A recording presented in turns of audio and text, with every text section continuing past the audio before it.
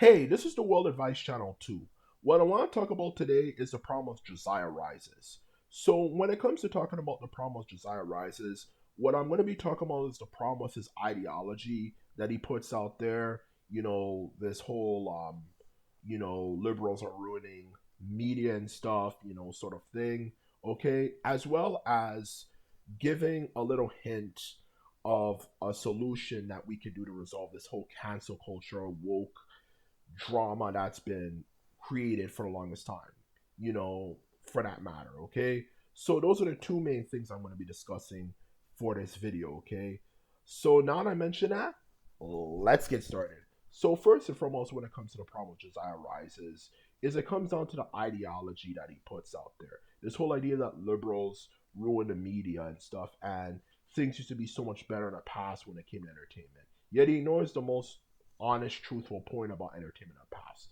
Most of the entertainment of the past he's referring to and he's thinking about is left wing media, okay? Because the truth of the matter is, when you look at the history of entertainment, all the way back from the 1980s, 1990s, 2000s, to pretty much, of course, it ending in the early 2010s, okay?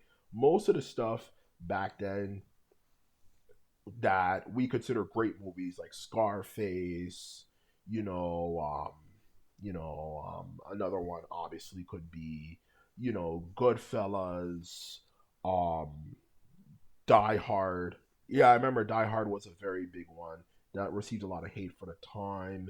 You know, even some Vietnam War movies like 1980, like Platoon, and even the 1990s. Of course, it had many different movies, so many it's hard to mention, and but they did have things for the 1990s like obviously Pulp Fiction. Aside from Pulp Fiction, they had Reservoir Dogs, you know, um, and a bunch of other things. Okay, to the 2000s, you already should probably remember at least most of them, if anything. All those things at the time were actually hated by conservatives. Even when you look at the information, when you actually research and not just hear things at face value, that these people hated at the time was actually conservative media, was hated by conservatives, I should say. You can even look it up. So just for example, for Scarface, when it was originally screened, a lot of people walked out of it, and a lot of conservative news outlets and all that type of stuff wrote very negative things about movies back then because they were obsessed with sex, drugs, and violence, according to them. And it was corrupting our youth, and so on and so forth. Okay, not to mention, obviously, when you go further in the future to the 2000s, you also have, of course, the issue of video games, which they hated so passionately at the time. Conservatives used to always say it was a waste of time, such as Grand Theft Auto. They hated that, and they hated all those things. So now you're telling me I should receive advice from a party of people who hated those things at the time to now, of course, um, try to tell me that okay, it's the liberals ruining that stuff when it was actually the conservatives who were the ones hating on everything. That's exactly what I'm trying to friggin' say. So what exactly are you trying to get out here? Because the thing is, unlike a lot of people, and a lot of people specifically on YouTube nowadays, okay, I actually was alive in that time period. Okay, yes, I was born in 1995, which according to a lot of the older generation is kind of one of the lamest time periods to be born. I didn't grow up in the 1980s and say I could have experienced this or this and that. In the 1990s, the most I can remember is 1999. So yes, I know in a lot of people's eyes views, oh, what do you know about the past and this and that? What do you know about how life was in the 1900s, just but the last millennium and all that type of stuff. But even though I was born in 1995, which might not be the most glamorous time period to be born, I still remember enough to know how life was back then. From 1999 to 2000s. Okay, just pretty much the runoff from the previous decades. Okay, because the truth of the matter is, the closer you are to the time period, the more you'd understand how people thought in that time period, even if you were not directly, of course, alive during that time period.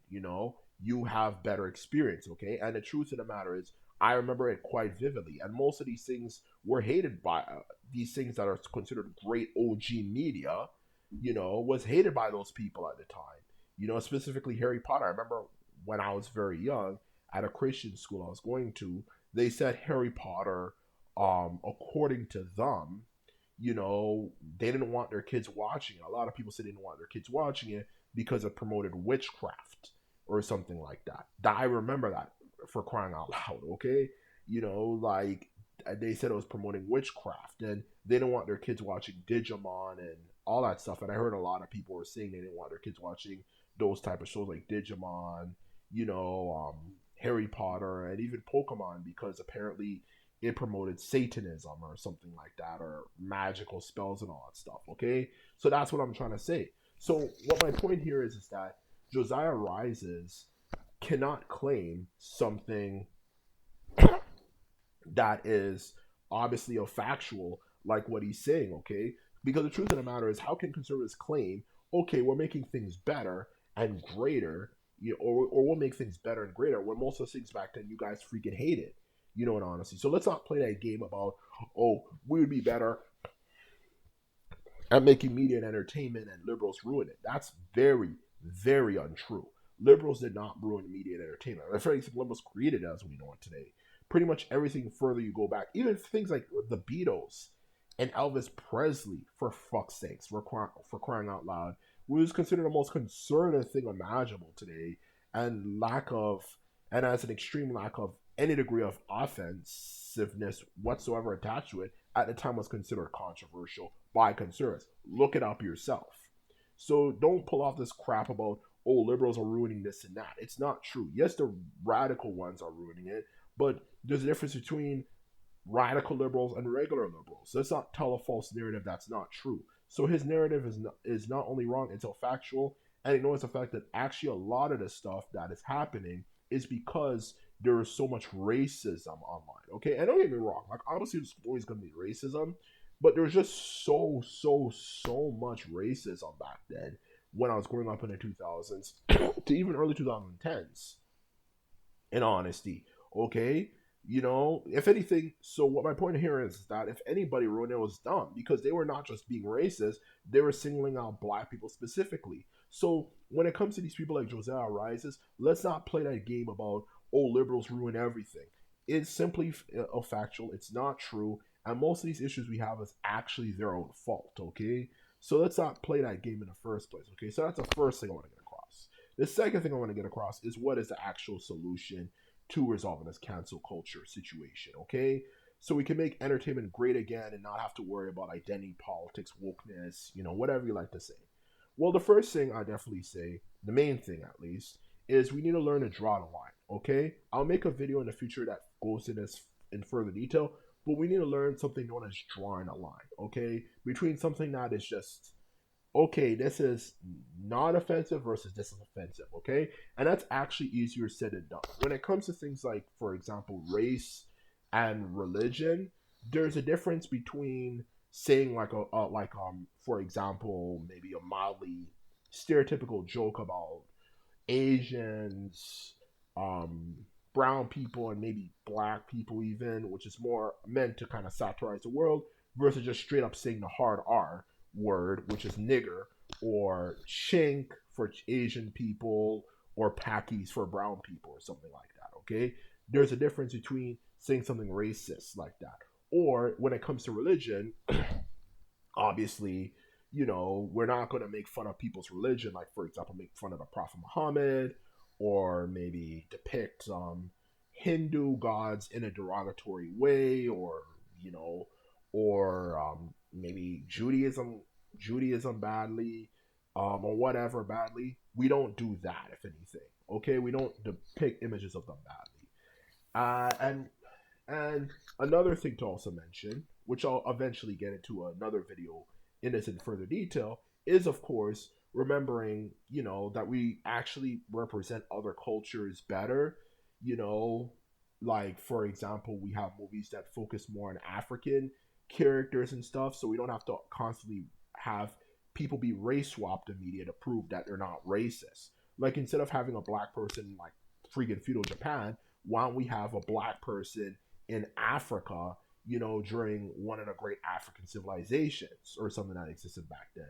Not to mention, why don't we, you know, of course, realize that there's a difference between gay rights versus trying to force your agenda on people, like having two men kissing and woman kissing in media. Because why? Because if you want to be gay, that's your choice. But why do you want to force other people to see that through media, especially young kids? And that right there is an example of drawing a line of what is okay and what is not okay. Okay, that is all we need to do. We don't have to waste time hearing this bullshit from these conservatives who just repeat the same freaking talking points over and over again. That's what we need to do. So anyway, this is my video. I hope you learned something new. And just remember, if you like this video and videos like this, remember to thumb this video up and hit the subscribe button. And this is all I have to say. And simply